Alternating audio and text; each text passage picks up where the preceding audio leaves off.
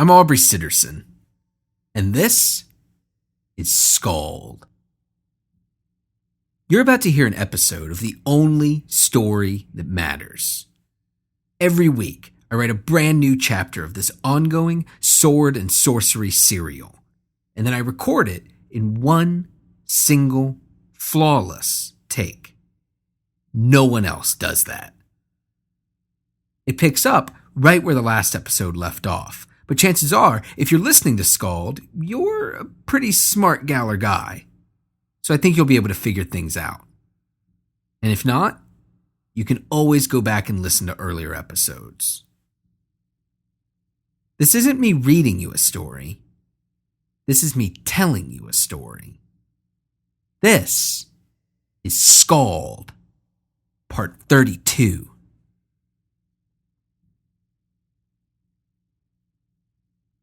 Maul gaped at Xylun, but the only thing that stared back was the leer of a cackling carrion beast, a fur-covered scavenger. The brute was horrified, disgusted, confused as he stared at the godless monk in the moonlight. So taken aback was the one true king of men that he forgot his caution and he spoke aloud, abandoning the guarded whisper he had used since breaking into the wizard's home. What happened to you? What happened? What happened to me? Xylun closed his big, black, empty eyes, and he laughed. You should know better, far better than anyone. But before Maul could respond, before he could rise from his knees, before he could speak a word, before he could do anything, he was struck by a gust of wind. Improbably, it rose up from the floor, lifting the heavily muscled savage off his feet and into the air.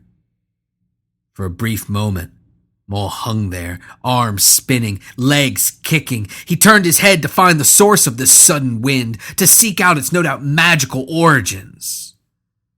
And his eyes landed on a single figure, cloaked in darkness. Maul's gaze fell upon that figure just in time to see a single hand, palm facing outward, to see it extend steadily toward him. The wind crashed into Maul. Though it was invisible, though it had no substance that he could see, touch, taste, or smell, Maul was struck by a force as strong as any he had ever encountered.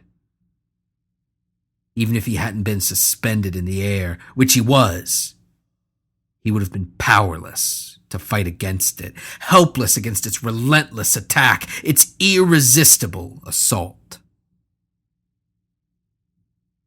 Letting out a shout that was lost in the face of that rushing wind, Maul clawed at the air, desperate to find something to hang on to, frantically searching for purchase, anything to steady himself in the gale that assailed him. But it was no use. He could do nothing as the wind sent him careening into a table, through its shattered wood and against the building's stone walls, shaking Maul's teeth in his jaw, rattling his brain in his skull, and making his soul quaver as it was confronted with the one thing that Maul feared the most: helplessness. Maul had been concussed enough times that he knew what it felt like. Concussed enough times to no longer fear the thick, heavy fog that began to lower itself down over his consciousness. He knew that though his brain might have been bruised and slowed, that his body was far from spent, knew that his limbs remained unbroken, but getting them to take orders from his sluggish brain was another matter. Maul tried to force himself up from the remains of the ruined table, watched as strange tinctures and ointments poured onto his body from their shattered vials, but his struggles were soon interrupted as the room filled with a brilliant, blinding light. The figure, cloaked in shadows no longer, now stood, revealed. In raising his hands, sconces around the room were set alight, bringing a familiar visage into view. A frowning, severe countenance, framed by a bald head and a twisting black beard, flecked heavily with gray. A face dominated by the angry purple birthmark that crawled across it. "Hanno!" Xylun howled as he darted forward, running mostly upright, but using his hands, more like paws than anything human, to propel himself across the wind-ravaged room. He crouched briefly before springing off the ground toward the wizard. "What is this? I'll tear your traitorous throat out with my—" But before Xylun, consumed with bloodlust, could make good on his threat, he stopped suddenly in midair. The bestial monk had smashed into an invisible barrier mere inches from the scowling face of his intended prey. A magical wall summoned up from the ether, comprised of some unknowable force. It enclosed the wizard. As Xylun snarled, clawing and biting harmlessly at the unseen shield, the wizard sighed, and he shook his head. Of course he sent you. And I thought he'd used up everyone foolish enough to do his bidding. The wizard smiled and kept speaking as the massive cat beast, SKALD, positioned herself in front of the still recovering Maul. I suppose that's the thing about fools, though. They're always making more. Still protected, with the light from the sconces shimmering in the ethereal wall that cloaked him, the wizard crouched down and stared deeply, mournfully, into Xylun's big, black, empty eyes. You poor, poor soul. What desperation has led you here? But the godless monk was in no mood to parley, no mood to negotiate, no mood for anything but sinking his teeth into the sagging throat of the middle-aged wizard. Who are you? Who are you? It doesn't matter. It doesn't matter at all. Xylun snarled and spat, losing himself in his bestial rage. It won't matter. It won't matter at all when I sit laughing, covered in your blood, when I cackle through mouthfuls of your entrails. Do your worst. The wizard shook his head sadly. Wild halfling magic. I'm afraid what awaits you is worse than anything that I could devise. He snapped with both hands, directly in front of Xylun's bottomless, pitch-black eyes, and he spoke gently. Rest won't come easy for you, so you should get what you can. Now sleep. And the godless monk obeyed. Maul watched all this as he tried to will his still working body into obeying his rattled brain. Pushing himself up to his hands and knees, looking like as much an animal as his two companions, Maul saw the wizard rise and slowly approach SKALD, who stood, back-arched, teeth bared, that terrifying growl, the growl of a beast who knows only one solution to any problem. Rising up in her throat. "SKALD, don't." Maul stammered, and he reached a hand out toward his companion. But she had made her choice, made a decision to stand by the savage brute that once befriended her as an orphaned cub. As the wizard drew closer, he lowered himself down to the floor once again, but unlike the sad, severe tone he took with Xylun, His lips parted in an expression that was both a smile and a baring of teeth. Maul, his brain still aching from its collision with the building's stone walls, couldn't make out what the wizard said to Skog. In fact, what he heard weren't words at all. His limping mind could only make out growls, heavy, throaty, animalistic grumbles. That feral speech meant nothing to Maul, but it left its impact on Skog. Maul watched in disbelief as that savage cat beast, the one he had seen stare down threats twice her size, 3 times her size, watched as she slowly, reluctantly, unarched her back, allowed her fur to lower into its natural, unraised position, and prowled aside, removing herself from the wizard's path. The old magician then strode toward the still grounded, groggy, brutish thief that crawled across his floor. Secure in his success thus far, brimming with confidence, arrogant in what he thought was his impending victory, the wizard failed to see that Maul's right hand had moved to his waist, moved to his belt, to the simple loop attached to it, to the one that held his weapon of choice, a tool as simple, crude, and effective as Maul himself. The burnt, blackened, notched, and stained club that the one true king of men had broken from the world tree. Though he saw double, triple when he tried to focus, Maul lashed out, swinging his cudgel at the wizard. It wasn't a killing blow, far from it, but even in his brain's currently diminished state, Maul knew enough to know that a warrior that waited only for the final blow would never get to make it. He did what he had always done, what he would always do. He found the best opening he could, and he dove toward it.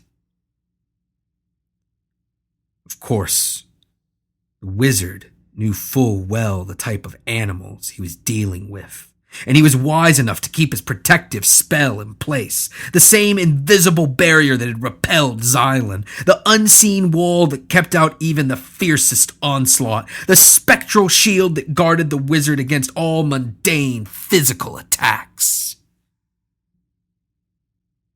When Maul's cudgel collided with that intangible force, it broke. The shield cracked, burst, and shattered under the impact of that simple, brutish tool. A weapon powered not by technique, wisdom, or experience, but by simple strength, hate, and rage. The cudgel crashed through that invisible barrier and smashed into the wizard's leg, causing him to crumple and join Maul upon the floor of his humble home. But though the wall couldn't hold against that simple branch, it was enough of an impediment to slow Maul's mighty, artless swing and to save the wizard's leg. Frantic, unaccustomed to his magics being overpowered, the wizard scrambled away from Maul, sliding on his back across the floor, dragging his unbroken but completely numb right leg behind him. But though his actions were fearful, his eyes retained their unnatural confidence as the wizard began to mumble inaudibly. Meanwhile, Maul forced himself to his feet. He had bought himself a few moments, and that would be enough to finish what he had started, to place the killing blow that he had carved out a space for, the one he had earned, to bring the cudgel crashing down on that wizard's head, to split his bald pate open like a rotten, festering boil, to watch as that angry purple birthmark, the birthmark, the same as the one emblazoned upon Henno, the sly old rogue that had sent them on this ill-fated errand. But the birthmark wasn't the only point of similarity. That bald head, the black beard specked with gray, even the knowing smile that turned his lips up at the edges. It all looked like Henno, and as best Maul could tell, it was Henno. There was something different, wiser, and though Maul didn't care to admit it, there was something kinder about this wizard. It was a puzzle Maul couldn't solve, and one that he couldn't be bothered with, so he took his cudgel in both hands and began moving forward, slowly, at an agonizing speed, commanding his body to obey his still spinning mind. But as Maul staggered forward, as Xylun slept peacefully upon the ground, as SKALD looked on, ruminating over whatever words had been spoken to her in that unknowable, bestial language, the wizard began to move his hands.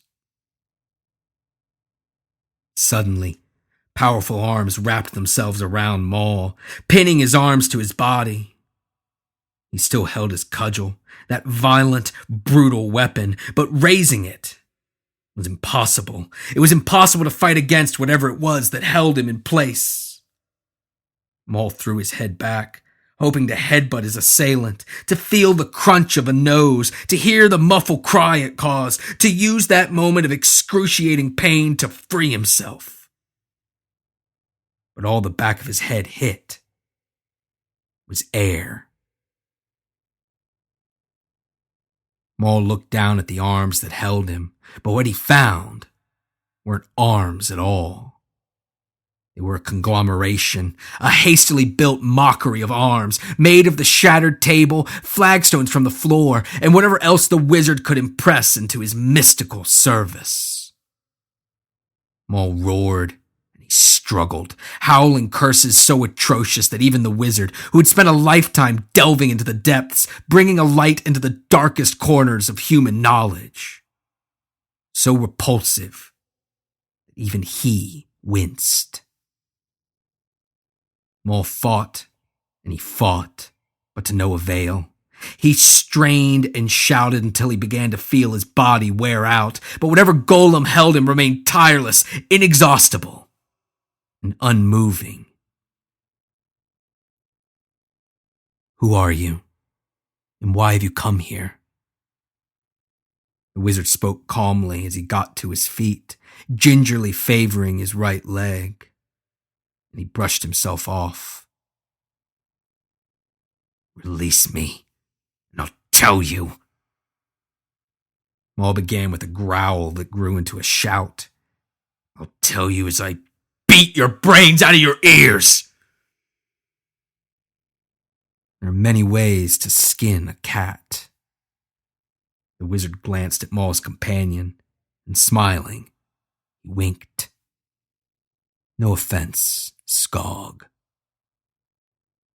As Maul craned his neck, struggling to get away, his mind wrestling with itself to make sense of how the wizard knew his pet's name, the old man reached out and touched 2 fingers to Maul's temple. But no sooner did the wizard make contact with the brute than he tore his hand away, cringing as he pinched the bridge of his nose. "Both of you.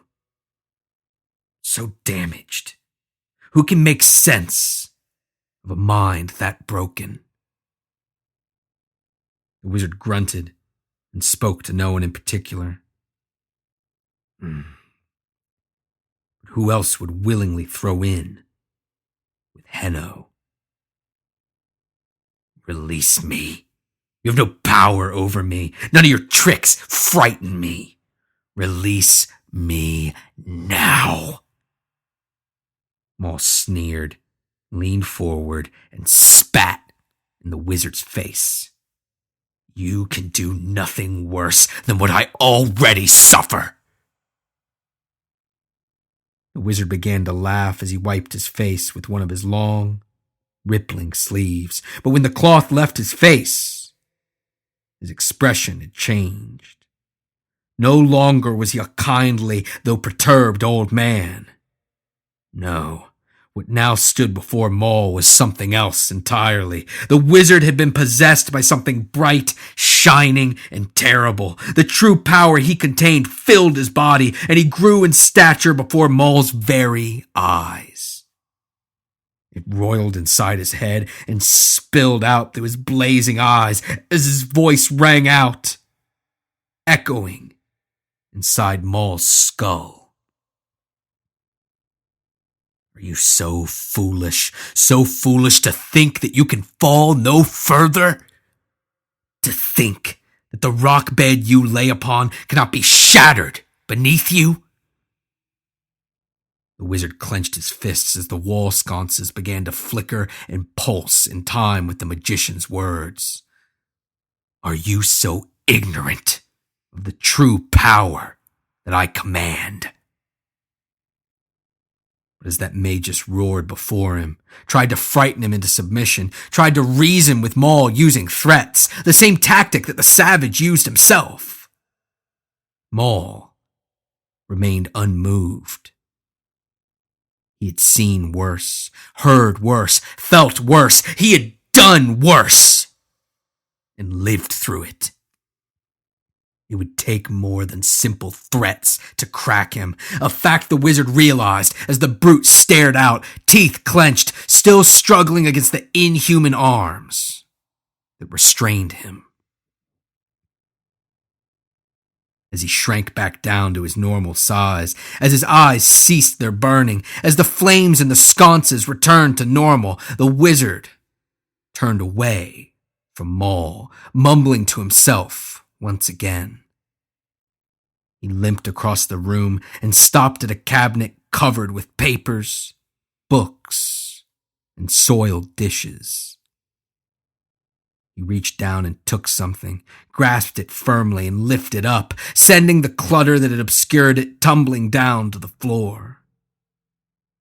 Maul's eyes grew wide as he began to fight the golem harder, desperate to free himself, end the wizard, and take what he held in his dainty, fair-skinned hands. That massive, red leather book. It's your last chance, wizard. Maul spat the words as the old man busied himself, flipping through the thin, worn, nearly sheer pages of the red leather book that hovered in the air before him. Release me and give me the book. Maul continued to speak as the wizard clicked his tongue, running his fingers over page after page after page of ancient glyphs, runes, and sigils.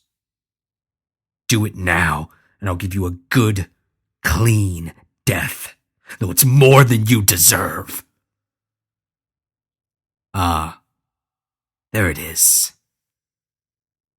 The wizard, having found what he searched for, suddenly looked up, clapped, then using both hands, drew a series of figures in the air.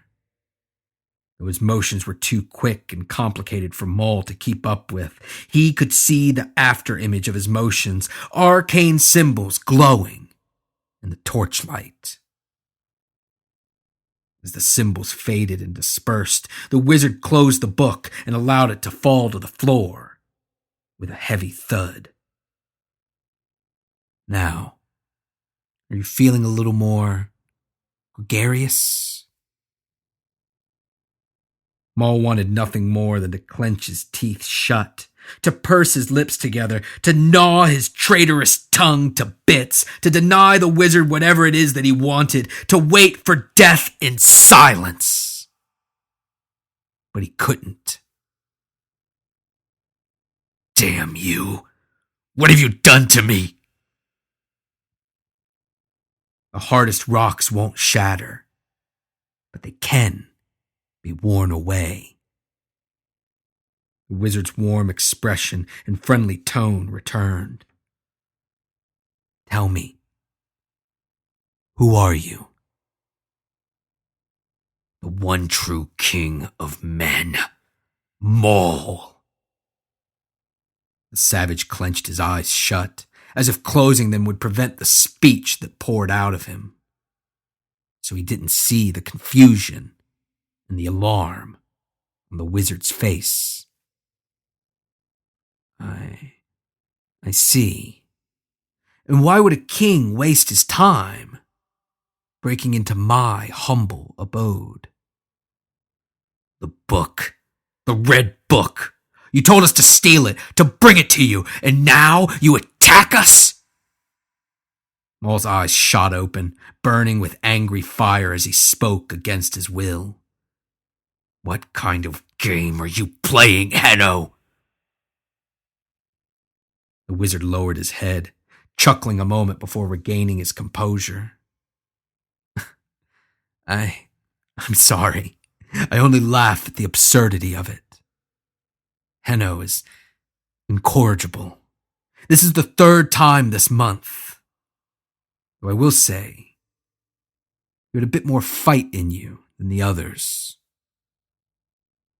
Release me, and I'll show you what still remains. I don't doubt it. The wizard frowned, his eyes growing sad.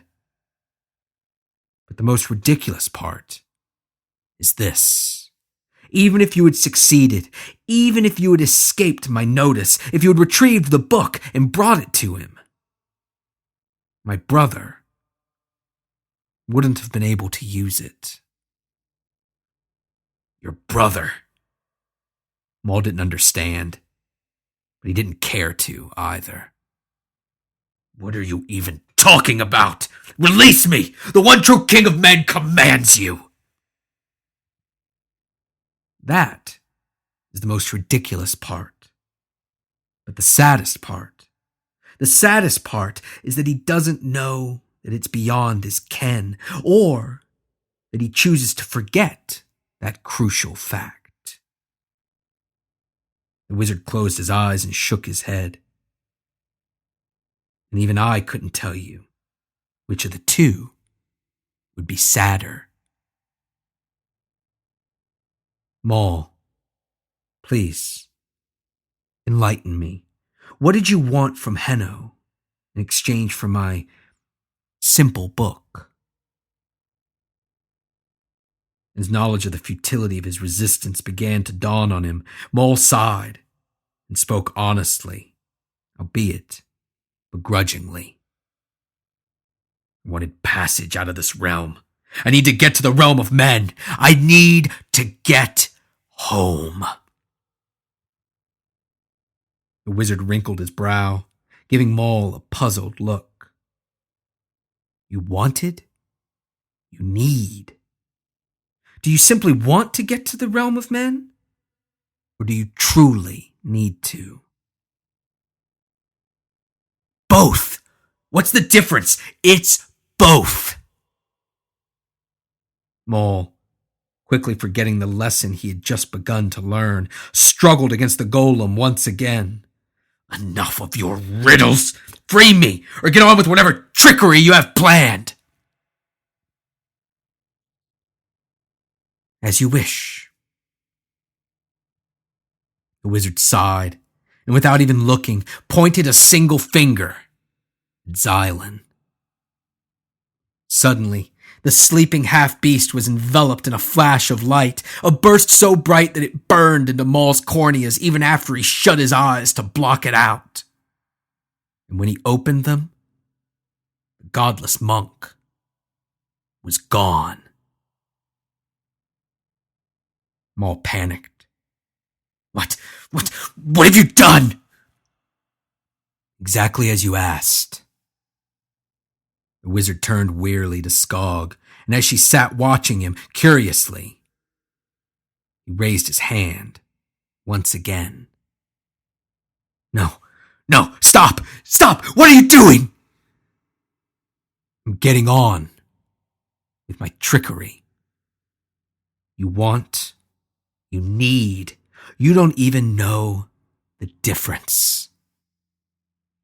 A flash of light erupted where Skog sat upon the floor, and Maul wailed in agony. No! No, please, stop! Tears began to well up in the savage's eyes. To lose Xylun, an inconvenience, an unfortunate turn of events. But to lose SKALD, she whom he had saved, and who had saved him in return more times than he could even count? To lose the only one Maul had ever loved and been loved by in return? To lose her? The wizard approached Maul slowly. The savage thrashed in the golem's arms, hot, angry tears streaming down his face as it was contorted by rage and by despair. I'm giving you a gift, Maul. I hope that you can see that sooner rather than later. Maul screamed, spittle flying out of his mouth, veins bulging out of his temples, his eyes going bloodshot from exertion. Release me, you monster, you murderer! I don't want your gift! Maybe you're right. Maybe it is what you need. Or maybe you're wrong. Maybe it's merely what you want. My gift is an opportunity to find out. The wizard brushed Maul's hair from his face and stared into his eyes, shaking his head sadly. I only pray that you learn the difference before it's too late.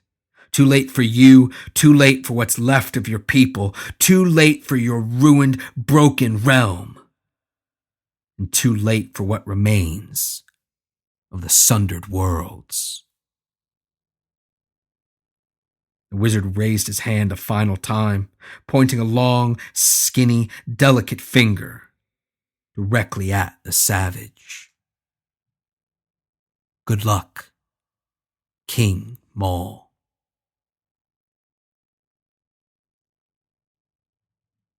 The light was brighter than Maul could have even imagined. It was one thing to see it across the room, to feel it seep through the skin of his eyelids as if they were made of gossamer and lace. But it was something else to be consumed by the light. Light is meant to illuminate, to make clear, to give sight where there is none. But this light was blinding, a ravenous monster that devoured everything, casting Maul into a flash of pure, white agony. When the light subsided, when vision returned to the one true king of men, Maul found himself in a world far darker, far duller, far dimmer than what he expected. Even by comparison to the blinding light, even with the world's single sun in the process of setting, receding more quickly than seemed natural, even then, Maul could tell that world was too dark, too dull, too dim. With his wits returning to him, Maul clambered to his feet and began to look around, scanning his surroundings for SKALD, for Xylun, for anyone who could tell him where he was, and more importantly, where he should go. But as he looked out upon that landscape, all he saw was a vast, unending, desolate, craggy tundra. Maul knew nothing of the realm of men. He had been abducted before his memories were set, and the elves refused to teach him anything of his home, for fear of it igniting something ambitious, something fearsome, something violent within their young hostage. Maul didn't know what to expect from his home, his kingdom, his realm, but still, he had to choke down disappointment at the dim, dying world that spread out before him. He was unable to spot his companions, or any life at all in that barren landscape. So with that dim sun almost completely hidden beyond the horizon, Maul began to turn to and fro, calling out wildly. "SKALD! Xylun! Where are you?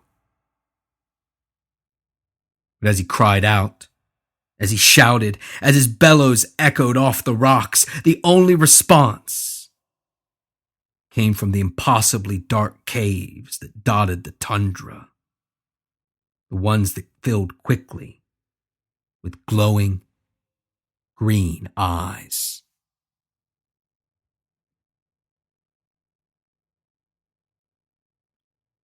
If you're digging SKALD, please leave a good review on iTunes. It helps other people find the podcast, and if you leave a good one, I'll read it on the show. Fairy Girl 97 says, I can't stop listening. This is literally my favorite podcast ever. It's super awesome, especially if you like fantasy. Words really can't do this justice. It's just that fantastic. Every episode of SKALD is free for you to enjoy, and there's a new one waiting for you each and every week. But while all this content is free for you to consume, it's far from free for me to create. Not only do I have to pay for podcast hosting costs, but even with my uncanny ability to do a show in a single take, it still requires a ton of time for me to keep SKALD coming out weekly at the high quality level that you deserve. To help enable me to keep the show going, it's super simple. Pay for the content you enjoy. Head to patreon.com/SKALD and sign up to pledge a small monthly donation to help keep the only story that matters going strong. I would love to hear from you on social media.